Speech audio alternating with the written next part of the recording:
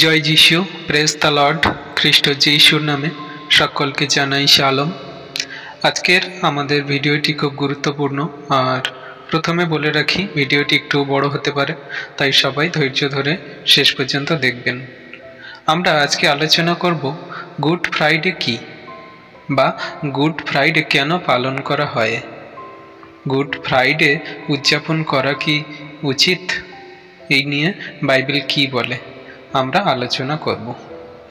তো সবাই ধৈর্য ধরে ভিডিওটি শেষ পর্যন্ত দেখবেন। আশা করি এখান থেকে অনেক কিছু জানতে পারবেন বা বুঝতে পারবেন।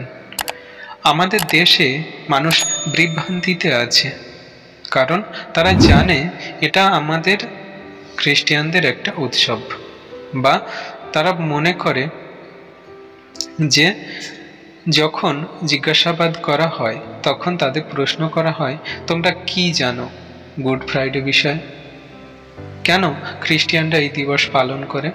কিন্তু অনেকেই তা জানেন না। আজ এই বিষয়টি আমরা পরিষ্কার করব, বা এই বিষয়টি আমরা জানব। আশা করি এই ভিডিও থেকে অনেক কিছু জানতে পারবেন। এছাড়াও আমরা দেখেছি যে বিশ্বাসীদের মধ্যে অনেকে আছে তারা এই নিয়ে বিতর্ক করে বা বিতর্ক রয়েছে। কিছু বলে এটা উদযাপন করতে হবে, আবার কিছু লোক বলে উদযাপন করতে হবে না। আজ এই সমস্ত প্রশ্নের বাইবেল ভিত্তিক আমরা আলোচনা করব। তো চলুন ভিডিওটি শুরু করি।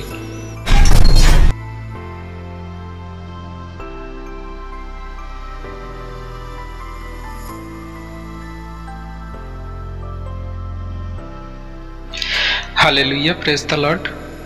তাহলে আমরা গুড ফ্রাইডে কি বা গুড ফ্রাইডে মানে কি, আমরা এই নিয়ে প্রথম আলোচনা করব। গুড ফ্রাইডে খ্রিস্ট ধর্মাবলম্বীদের একটি উৎসব। একে পবিত্র সপ্তাহ, যাকে ইংরেজিতে হোলি উইক বলা হয়ে থাকে। তো সেটা একটা ভিডিও নিয়ে আসা যাবে, পবিত্র সপ্তাহ বা হোলি উইক কি, সেটা আমরা একটা পরে ভিডিও নিয়ে আসবো, যাতে আপনারা সবাই জানতে পারেন যে খ্রিস্টানদের পবিত্র সপ্তাহ পালন করা উচিত কিনা। এই নিয়ে আমরা একটা ভিডিও আনবো। তো গুড ফ্রাইডে হলো একটি ইংরেজি শব্দ, যাকে বাংলায় বলে পবিত্র শুক্রবার বা পূর্ণ শুক্রবার। এটি ইস্টার রবিবারের আগের শুক্রবার হয়ে থাকে। আমরা এটি ঐতিহ্যভাবে প্রভু যীশুর ক্রুশবিদ্ধ দিন হিসাবে পালিত হয়ে থাকে। প্রভু যীশু খ্রিস্ট পাপী মানুষকে পাপের মধ্যে থেকে রক্ষা করার জন্য এই পৃথিবীতে আসেন, এবং যখন পৃথিবীতে এসেছিলেন, আর সেই পাপী মানুষরাই, সেই আমাদের মতন আমরা জঘন্য নগণ্য এমন পাপী, সেই পাপী মানুষরাই আমাদের কারণেই আমরাই প্রভু যীশুকে ক্রুশে দিয়েছিলাম। আর ক্রুশে দেওয়ার পরে তিনি 3 দিন পরে কবর থেকে উঠেছিলেন ও পুনরুত্থিত হয়েছিলেন।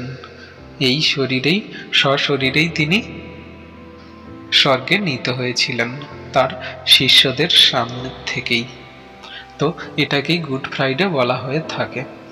তো আমরা যদি এই গুড ফ্রাইডের কিছু বাক্য দেখে নিই, তাহলে আমরা খুব স্পষ্টভাবে বুঝতে পারবো বা জানতে পারবো।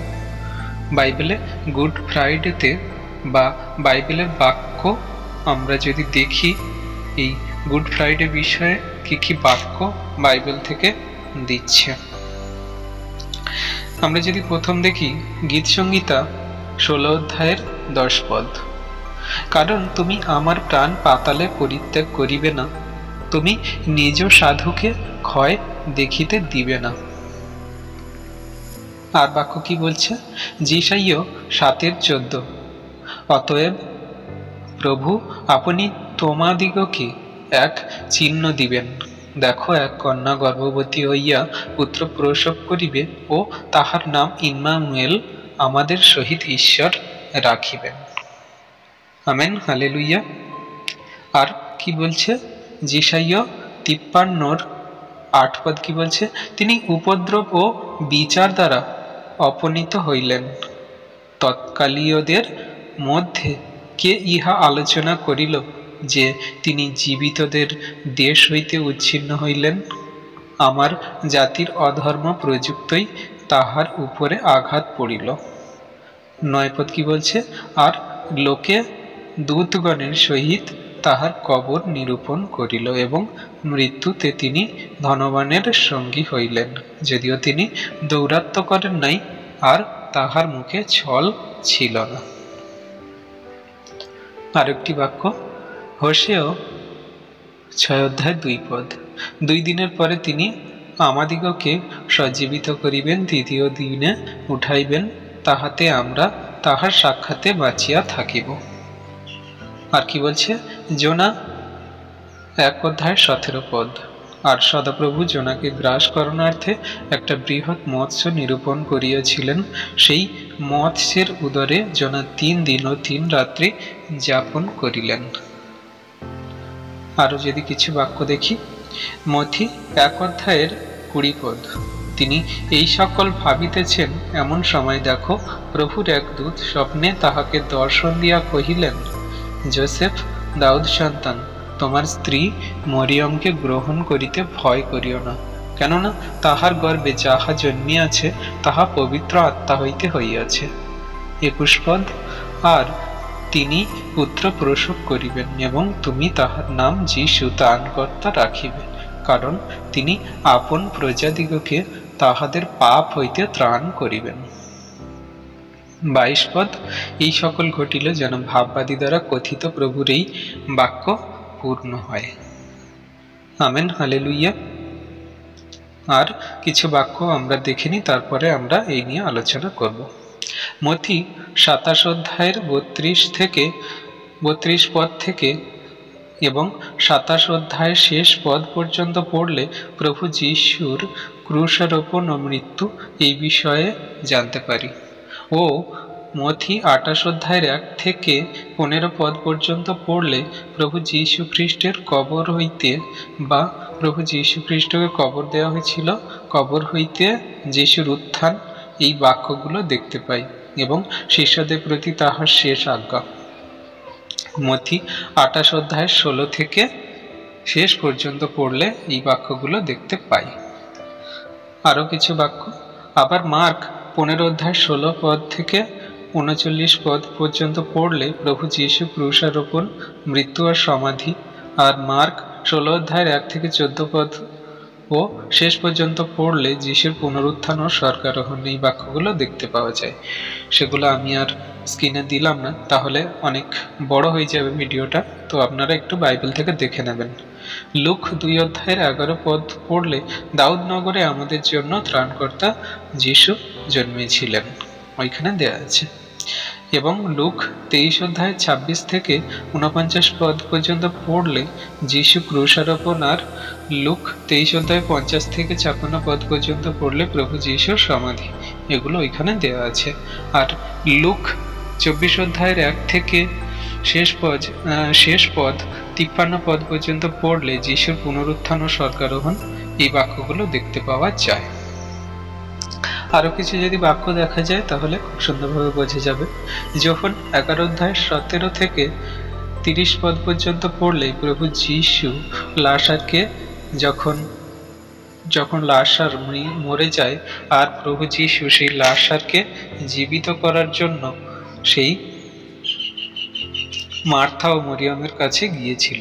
আর মার্থা তখন প্রভু যীশুকে দেখে বলেছিল যে, প্রভু, তুমি যদি এখানে থাকতে আমার ভাই মরিত না, তাই আপনি যখন এসেছেন, আর আমি বিশ্বাস করি আমার ভাই উঠবে আর তিনি অবশ্যই বাঁচবে। কিন্তু তিনি জানতো না যে তার ভাই সঙ্গে সঙ্গে সশরীরে জীবিত হবে। তাই প্রভু যীশু বলেছিল যে হ্যাঁ, তোমার ভাই অবশ্যই বাঁচিবে, কিন্তু সে বলেছিল হ্যাঁ অবশ্যই বাঁচবে, কিন্তু পুনরুত্থানে। কিন্তু প্রভু যীশু বলেছিল যে পুনরুত্থান জীবন আমি, তো তুমি যদি বিশ্বাস করো মহিমা দেখবে, তোমার ভাই অবশ্যই বাঁচিবে। এইটা ওই পদেই পাওয়া যায়, যদি আপনারা দেখেন তাহলে বুঝতে পারবেন। আর যখন 20 অধ্যায়ের 1 থেকে 31 পদ পর্যন্ত পড়লে প্রভু যীশুর পুনরুত্থান ও শিষ্যদের বারবার তিনি দর্শন দিয়েছিলেন, বা যীশু মগদলিনী মরিয়মকে দর্শন দিয়েছিলেন, আর যীশু শিষ্যদের 2 বার দর্শন দিয়েছিলেন। ওইখানে ওটা 20 অধ্যায়ের 1 থেকে 31 পদ পর্যন্ত পড়লে ওটা পাবেন। প্রেরিত 1 অধ্যায়ের 1 থেকে 11 পদ পর্যন্ত পড়লে এখানে দেখা যাবে যে শিষ্যদের পবিত্র আত্মা দান ও স্বর্গদূতেরা সেই প্রভু যীশুকে তার শিষ্যরা যখন দেখছিল আর স্বর্গদূত তাদেরকে বলেছিল যেমন তাহাকে যাইতে দেখলে তেমন তিনি আবার দ্বিতীয় আগমনে আসিবেন আর সবাইকে নিয়ে যাবেন, তার বিশ্বাসী সন্তানদেরকে। তো এইখানে এটা পাওয়া যায়। আর প্রথম করন্থীয় 15 অধ্যায়ে 3-4 পদ যদি পড়েন তাহলে সাধু পৌল বলেছিলেন যে যীশু শাস্ত্র অনুযায়ী আমাদের পাপের জন্য তিনি মরেছিলেন এবং শাস্ত্র অনুযায়ী 3 দিন পরে পুনরুত্থিত হয়েছিলেন। তো এই বাক্যগুলো আমরা যদি দেখি তাহলে খুব সুন্দরভাবে বুঝতে পারবো যে হ্যাঁ, প্রভু যীশু খ্রিস্ট আমাদের পাপের জন্য মরেছিলেন আর আমাদের পাপের জন্যই তিনি এই পৃথিবীতে এসেছিলেন। আর তিনি যখন আমাদের হাতেই ক্রুশে মরেছিলেন আর 3 দিন পরে জীবিত হয়েছিলেন, সেইটাকে খ্রিস্টীয় বিশ্বাসীরা তারা গুড ফ্রাইডে রূপে বা তারা এই পূর্ণ বা তারা এই পবিত্র শুক্রবার রূপে পালন করে থাকে। Amen, hallelujah. তাহলে আমরা এই বাক্যের উপরে আমরা নিয়ে আলোচনা করব। আপনারা অবশ্যই এই বাক্যগুলো একটু বাইবেল থেকে দেখে নেবেন, আর স্ক্রিনে যা অল্প কিছু দেওয়া আছে সেগুলো আপনারা দেখতে পাবেন। তো আমরা আলোচনা করব গুড ফ্রাইডে কেন উদযাপন করা হয়। গুড ফ্রাইডে কেন উদযাপন করা হয় বা পালন করা হয়, এই প্রশ্নের সঠিক উত্তর দেওয়া অসম্ভব, কারণ বিশ্বের খ্রিস্টান সম্প্রদায়ের লোকেরা বিভিন্নভাবে উদযাপন করে থাকে। কিন্তু সাধারণত এটি দুটি বিষয়ের উপরে বা দুটি উপায়ে উদযাপিত হয়। অনেকেই এই দিনটি উদযাপন করে দুঃখের জন্য। তারা বলে যে এই দিনে যীশু কঠোরভাবে শারীরিক শাস্তি দেওয়া হয়েছিল, তাই তারা সেই দিনে দুঃখিত। আপনি হয়তো দেখেছেন যে কিছু খ্রিস্টান এই দিনে পদযাত্রা করে, যেখানে একটি ব্যক্তি যীশু খ্রিস্টের ভূমিকা পালন করে। সেই ব্যক্তি বড় ক্রুশের কাঠ বহন করে। খ্রিস্টিয়ান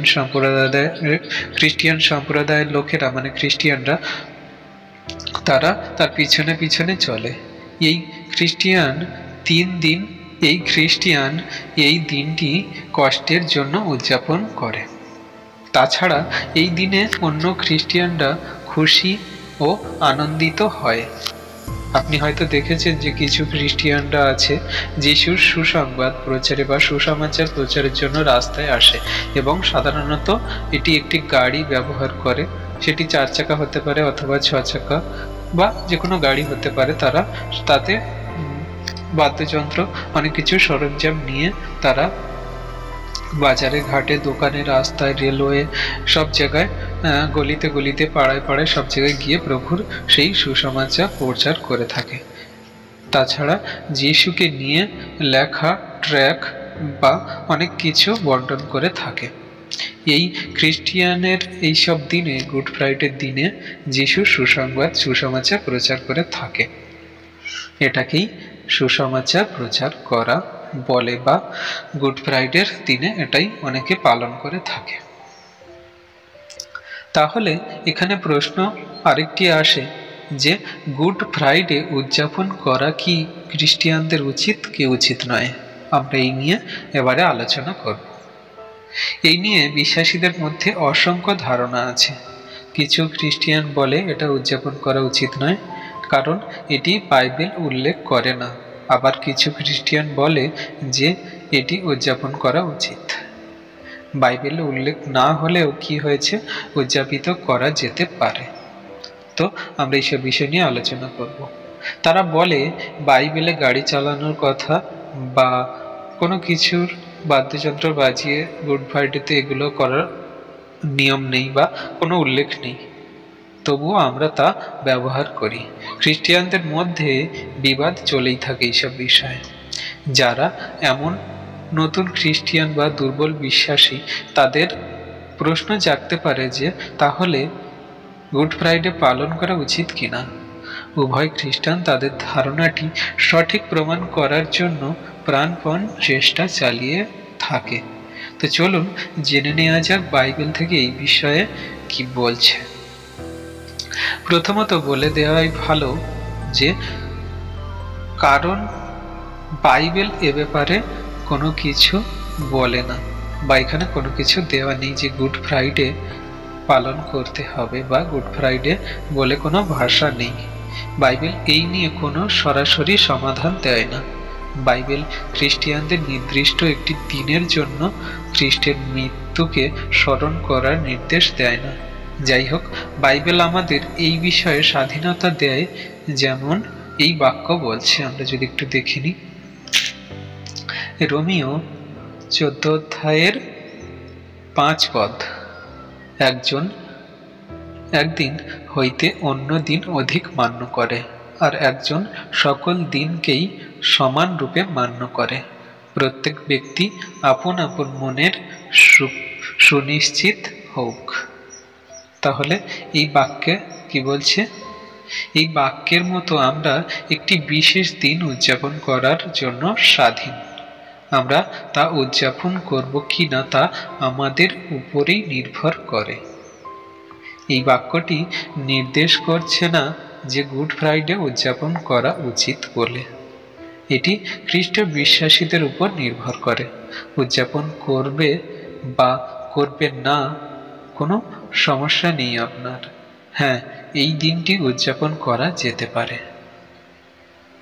এখানে আবারও প্রশ্ন, তাহলে যারা বলে থাকে বাইবেল এই বিষয়ে কিছু উল্লেখ করা হয় না, কিন্তু লেখক কিভাবে বা যিনি প্রচার করছেন কিভাবে বলছেন যে উদযাপন করতে পারো বা হবে, কেন উদযাপন করা যেতে পারে?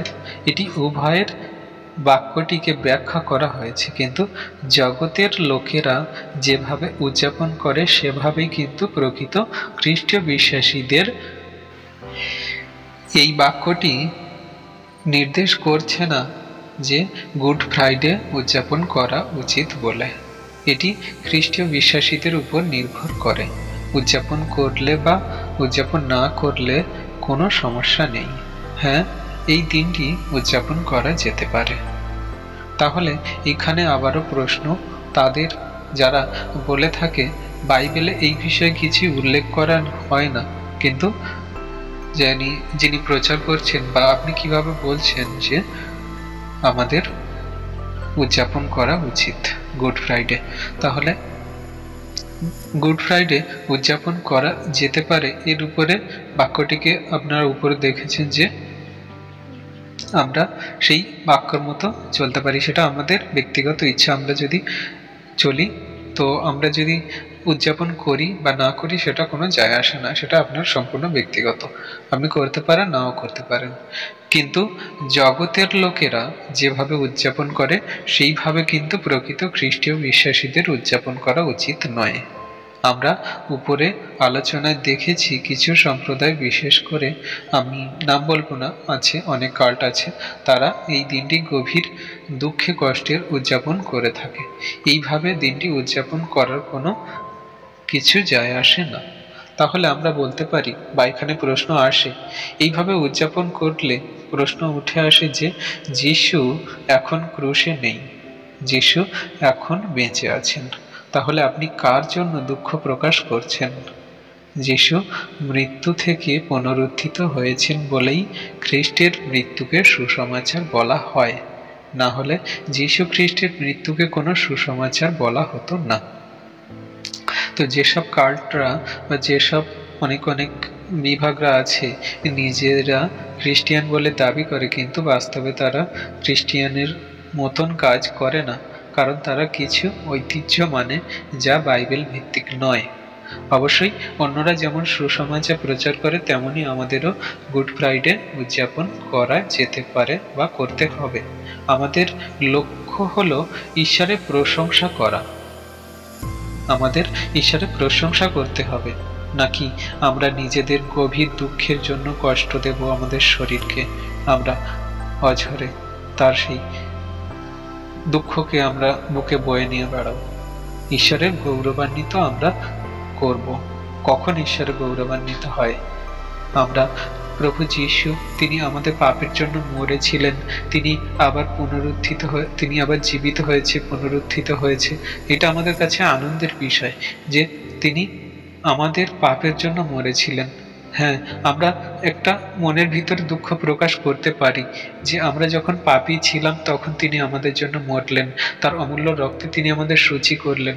আর এখনো জগতে অনেক মানুষ পড়ে আছে, তারা এখনো সেই সত্য ঈশ্বরকে জানে না। আমাদের পরিবার পরিজনরা এখনো অনেকে জানে না, আমাদের বন্ধু বান্ধব আত্মীয় স্বজন অনেকে সেই প্রভু যিশুকে জানে না। তারা কবে তাকে জানবে, তারা কবে তাকে বিশ্বাস করবে, তার মহিমা কবে তাদের মধ্যে দিয়ে প্রকাশ পাবে, কবে তিনি গৌরবান্বিত মহিমান্বিত হবেন সেই সব সন্তানদের মধ্যে দিয়ে। আমরা একটা মনে দুঃখ প্রকাশ রাখতে পারি, কিন্তু সেইভাবে নয় যেভাবে আমাদেরকে গভীরভাবে দুঃখ কষ্ট দেওয়া। আমরা ঈশ্বরের জন্য অবশ্যই তার মহিমা গৌরবের জন্য আমরা সেই দিনটা পালন করতে পারি। যেমন যিশু এইসব বাক্যেতে বিভিন্নভাবে তিনি ব্যাখ্যা করেছেন। আমরা যদি একটু বাক্য দেখে নিই তাহলে বুঝতে পারবো। মথি 18 অধ্যায়ের 14 পদ কি বলছে? সেইরূপ এই ক্ষুদ্রগণের মধ্যে একজনও যে বিনষ্ট হয়, তোমাদের স্বর্গস্থ পিতার এমন ইচ্ছা নয়। তাহলে আমাদের স্বর্গস্থ পিতার, ঈশ্বরের এমন ইচ্ছা নয় যে কোনো একজন মানুষ বিনষ্ট হয়। তিনি যেন সকল মানুষের অনন্ত জীবন দিতে পারেন, সবাই যেন সেই প্রভু যীশু খ্রিস্টকে উদ্ধারকর্তা ত্রাণকর্তা বলে গ্রহণ করে। কারণ প্রভু যীশু সেই একমাত্র পথ, সত্য, জীবন, যার মধ্যে দিয়ে গেলে আমরা অনন্ত জীবন পাবো, পিতার কাছে যেতে পারবো। তো ঈশ্বরের এটাই ইচ্ছা যে সকল জাতির মানুষ যেন তাকে জানতে পারে, বুঝতে পারে, গ্রহণ করে। এটাই ঈশ্বরের ইচ্ছা, এটাই আমরা যেন সেই কাজ সকল করতে পারি। আর কি বলছে? লুক 15 অধ্যায়ের 4 পদ, তোমাদের মধ্যে কোনো ব্যক্তি যাহার একজন মেষ আছে ও সেই সকলের মধ্যে একটি হারাইয়া যায়, 99টা প্রান্তরে ছাড়িয়া যায় না, আর যে পর্যন্ত সেই হারানোটি না পায় সেই পর্যন্ত তাহার অন্বেষণ করিতে যায় না। আর 5 পদ, আর তাহা পাইলে সে আনন্দপূর্বক কাঁধে তুলিয়া লয়। 6 পরে ঘরে আসিয়া বন্ধু বান্ধব ও প্রতিবাসীদিগকে ডাকিয়া বলে, আমার সঙ্গে আনন্দ করো, কারণ আমার যে মেষটি হারাইয়া গিয়াছিল তাহা পাইয়াছি। 7 পদ কি বলছে? আমি তোমাদিগকে বলিতেছি, তদ্রূপ একজন পাপী মন ফিরাইলে স্বর্গে আনন্দ হইবে। যাহাদের মন ফিরানো অনাবশ্যক, এমন 99 জন ধার্মিকের বিষয়ে তত আনন্দ হইবে না। তাহলে এই বাক্যে আমরা খুব সুন্দরভাবে উদাহরণটা বুঝতে পারছি যে একজন ব্যক্তি যদি সত্যি মন ফেরায়, ঈশ্বরের স্বর্গরাজ্যে কতই না আনন্দিত হয়। 99 জন ধার্মিকের জন্য চিন্তা করে না ঈশ্বর, ঈশ্বর চিন্তা করে সেই একজনের জন্য, সেই একজন পাপীর জন্য, যাতে সেই পাপী মন ফেরায় আর সেই পাপী মন ফিরিয়ে স্বর্গরাজ্যে অনন্ত জীবন পায়। Amen, hallelujah. আশা করি আমরা বুঝতে পারছি সবাই। আরও যদি বাক্য দেখি, মথি 28 অধ্যায়ের 19 পদ, অতএব তোমরা গিয়া সমুদয় জাতিকে শিষ্য করো, পিতার ও পুত্রের পবিত্র আত্মার নামে তাহাদিগকে ব্যাপ্তাইজিত করো। আর 20 পদ কি বলছে? আমি তোমাদিগকে যাহা যাহা আজ্ঞা করিয়াছি সেই সমস্ত পালন করিতে তাহাদিগকে শিক্ষা দাও। আর দেখো, আমি যুগান্ত পর্যন্ত তোমাদের সঙ্গে সঙ্গে আছি। Amen, hallelujah. তাহলে ঈশ্বর আমাদের এইসব কথা বলছে। আমরা বলিদানকে, সুসমাচারকে, আমরা ঈশ্বরের এই যে কার্য সকল তিনি আমাদের উপর ভার দিয়েছেন, আর আমরা যে সকল কার্য করছি বা পরবর্তী যেসব খ্রিস্টীয় বিশ্বাসীরা বিশ্বাসী হবে তারা এইসব কার্য সকল করবে, তাদের সেই একটাই কাজ, সুসমাচার প্রচার করা, ঈশ্বরের গৌরবান্বিত মহিমান্বিত করা। প্রভু যীশু যে শিক্ষা সকল আমাদেরকে দিয়েছে, যা শিখিয়েছে, তা জগতের মানুষের কাছে সেই সত্য শিক্ষা পৌঁছে দেওয়া, বলা। Amen, hallelujah.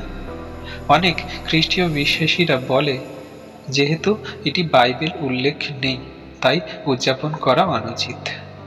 আপনাদের জানিয়ে রাখি, অবশ্যই এটি বাইবেলে উল্লেখ নেই, কিন্তু সঠিক অর্থে উদযাপন করলে কোনো সমস্যা নেই, কারণ এটাই আমাদের পালন করা উচিত। যারা বলে এটি বাইবেলে উল্লেখ নেই তাই উদযাপন করা উচিত নয়, তারা বিশাল একটি সুযোগ হাতছাড়া করছে। কি সুযোগ হাতছাড়া করছে? এখন বলবেন কিভাবে? তা এইভাবে, আমরা আমাদের দেশে যখন প্রভু যিশুর সুসমাচার প্রচার করতে যাই, তখন অবিশ্বাসী দ্বারা অর্থাৎ উগ্রপন্থী বা অনেক লোকেদের দ্বারা নানা সমস্যার মধ্যে পড়ি বা সমস্যার সম্মুখীন হয়ে থাকি। কখনো সুসমাচারের ক্ষেত্রে গালাগালি খেতে হয়, কখনো লাঠিপেটা খেতে হয়, কখনো ধর্ম পরিবর্তনের মিথ্যা কথা অভিযোগ দ্বারা আমাদের অনেক রকম সমস্যায় পড়তে হয়, বা কখনো মাঝ রাস্তায় জীবন্ত জ্বালিয়ে পুড়িয়ে দেওয়া হয়, কখনো বা উলঙ্গ করে আমাদের পথে ঘোরানো হয়। অনেক অনেক আমরা সুসমাচারের ক্ষেত্রে এইসবের সম্মুখীন হয়েছি, বা অনেক বিশ্বাসীরা যারা সুসমাচার প্রচার করেন তারা জেনে থাকবেন, বা পরবর্তীতে যারা সুসমাচার করবেন তারা এই বিষয়টা খুব ভালোভাবে জানবেন। তো এইভাবে নানা কারণের বশত খ্রিস্টানদের শাসিত হয়ে থাকে। আমাদের দেশবাসী জানে এই দিন খ্রিস্টীয় বিশ্বাসী ধর্মাবলম্বীদের ধর্মীয় উৎসব। যারা সঠিক অর্থে এই দিন উদযাপন করে তারাও এটি বিশ্বাস করে। এখন বাইবেল এই দিন সম্পর্কে কোনো কিছু উল্লেখ নেই, কিন্তু এই দিন তারা সুযোগ সহকারে ব্যবহার করে, কারণ জগৎ খ্রিস্টিয়ানদের ধর্মীয় উৎসব বলে স্বীকার করে নিয়েছে। অবশ্যই এই দিনটিকে বাক্যের হিসেবে সুযোগ সহকারে ঈশ্বরের মহিমা করতে পারি। আমরা যদি বাক্য দেখি তাহলে আমরা খুব সুন্দরভাবে বুঝতে পারবো। কলসীয় 4 পদ, তোমরা বাহিরের লোকেদের প্রতি বুদ্ধিপূর্বক আচরণ করো, সুযোগ কিনিয়া লও। তাহলে এখানে কি বলছে যে বাইরের লোকেদের প্রতি আমাদের বুদ্ধিপূর্বক চলতে হবে এবং সুযোগ ব্যবহার করতে হবে। আমরা যদি সুযোগ ব্যবহার করতে পারি, প্রভু যীশু এই দিন যে ক্রুশারোপিত হয়েছেন তার তারিখ অজানা, কিন্তু এই দিন আমরা খ্রিস্টীয় বিশ্বাসীরা সাধারণ দিনের চেয়ে বেশি সুরক্ষিত হব, কারণ জগৎ জানে এটি খ্রিস্টিয়ানদের ধর্মীয় উৎসব। খ্রিস্টিয়ানরা যদি এই দিন বাইরে গিয়ে সুসমাচার প্রচার করে, কেউ তাদের বিরোধ করবে না। এমনকি এই দিন সুসমাচার প্রচার করার সময় কিছু লোক খুশি খুশি তাদের কথা শুনবে, বা আমাদের কথা সকল শুনবে, কিছু বলবে না। বাক্যের হিসাবে আমাদের সুযোগ ব্যবহার করতে বলা হয়েছে, তাহলে আমরা কেন সুযোগ ব্যবহার করব না? আমাদের অবশ্যই গুড ফ্রাইডে পালন করে ঈশ্বরের মহিমা গৌরব প্রকাশের জন্য আমরা করতেই পারি, নিশ্চয়ই ব্যবহার করা উচিত। আর খ্রিস্টের মাধ্যমে ঈশ্বরকে গৌরবান্বিত করা উচিত। সুযোগ আমাদের হাতছাড়া করা উচিত নয়। বাইবেলে এই বিষয় নিয়ে উল্লেখ নেই যে উদযাপন করব কি না, বা উদযাপন করলে কি হবে বা কি, সেটা আপনার ব্যক্তিগত ইচ্ছা। আপনি ঈশ্বরের গৌরবের জন্য করতে পারেন। প্রভু যীশু যে তিনি আমাদের পাপের জন্য মরেছিলেন, তিনি যে জীবিত হয়েছেন, পুনরুত্থিত হয়েছেন, এই কথাটা জগতের মানুষের কাছে পৌঁছে দেওয়ার জন্য আপনি গুড ফ্রাইডে পালন করতে পারেন। এটা যদি আপনার মনে হয় যে বাইবেলে নেই, আমি করব না, তাহলে সেটা আপনার অনেক বড় মূর্খামি কাজ হবে। এটা আপনি করতে পারেন, কিন্তু অবশ্যই মনে রাখবেন যে জগৎ যেভাবে এই গুড ফ্রাইডে পালন করে, নাচ গান, তারা জানে না অনেক কিছু, না জেনে অনেক কিছু করে থাকে, সেইভাবে না, কিন্তু যেভাবে আমাদের মনকে আমরা ঈশ্বরের কাছে সমর্পণ করে জগতের মানুষের জন্য আমরা দুঃখার্ত হয়ে যেমন প্রভু হয়েছিলেন, তেমন ভাবে যদি আমরা সঠিক অর্থে এই গুড ফ্রাইডে পালন করতে পারি, অবশ্যই এর সারমর্ম সকল আমাদের কার্যকারী হবে, বা ঈশ্বর অবশ্যই সেই সকল সন্তানদের জন্য খুশি হবেন যারা সেই 99টার জন্য তিনি উদ্বিগ্ন হন না, কিন্তু সেই একটার জন্য। আমরা যদি এই সকল কার্য করতে পারি, অবশ্যই ঈশ্বর খুশি হবেন। তো আশা করি আপনারা এই বাক্যের মধ্যে বা আমাদের এই আলোচনার মধ্যে বুঝতে পেরেছেন যে গুড ফ্রাইডে কি, কেন পালন করা উচিত। অবশ্যই আমাদের গুড ফ্রাইডে পালন করা উচিত, আর আমরা ঈশ্বরের গৌরব মহিমার জন্য ঈশ্বরের কাছে এই গুড ফ্রাইডে রাখতে পারি। এতটাই আমাদের দুঃখ প্রকাশ করা উচিত নয় যে প্রভু যীশু আমাদের এই গুড ফ্রাইডেতে ক্রুশারোপিত হয়েছিলেন, আমাদের পাপের কারণে মরেছিলেন। অবশ্যই তিনি জীবিত আছেন, তিনি জীবিত যখন আছেন তাহলে কেন আমরা দুঃখ প্রকাশ করব? আমরা সেই সব মানুষদের জন্য দুঃখ প্রকাশ করব যারা এখনো প্রভুতে বিশ্বস্ত হয়নি। আমরা ঈশ্বরের কাছে প্রার্থনা রাখবো যেন গুড ফ্রাইডেতে তারা বিশ্বাসী হয়, তারা যেন ঈশ্বরের পথে ফিরে আসে। তো চলুন, আশা করি আমরা এই বাক্যের মধ্যে দিয়ে অনেক কিছু বুঝতে পারলাম, জানতে পারলাম। ঈশ্বরের ধন্যবাদ যে আপনারা ভিডিওটা দেখছেন। তো চলুন আমরা এই বাক্যের উপরে প্রার্থনা করব আর শেষ করব। সবাই চোখ বন্ধ করি। পবিত্র পবিত্র মঙ্গলময় পিতা প্রভু যীশু, তোমায় ধন্যবাদ, তোমার প্রশংসা গৌরব করি। পিতাগো, তুমি সে একমাত্র জীবন্ত জাগ্রত সত্যের ঈশ্বর। প্রভু, তুমি সে আলফা ওমেঘা, তুমি জীবন পুনরুত্থান, তুমি ছাড়া আমাদের আর কেউ নেই। ও পিতা প্রভু যীশু, তুমি যদি এই জগতে না আসিতে আর যদি না শিক্ষা দিতে, তাহলে এই জগতের এই পাপী মানুষরা কোথায় যেত?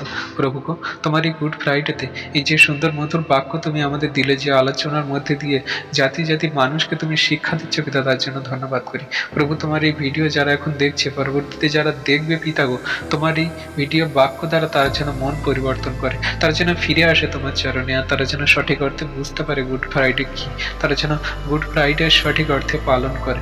প্রভু গো, সেই সকল সন্তানরা যেন পাপের পথ থেকে ফিরে আসে, যারা সেই ৯৯টা ধার্মিকের জন্য নয়, কিন্তু একটা সেই পাপই যেন মন ফিরিয়ে তোমার চরণে ফিরে আসে। তাহলে আমাদের এই সুসমাচার, আমাদের এই খাটনি বৃথা যাবে না প্রভু, আমরা সফল হব।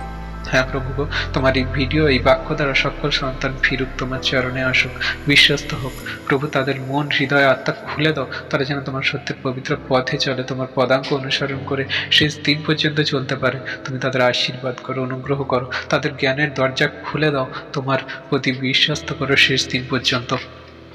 জাতি জাতি মানুষকে তোমার চরণে আনো।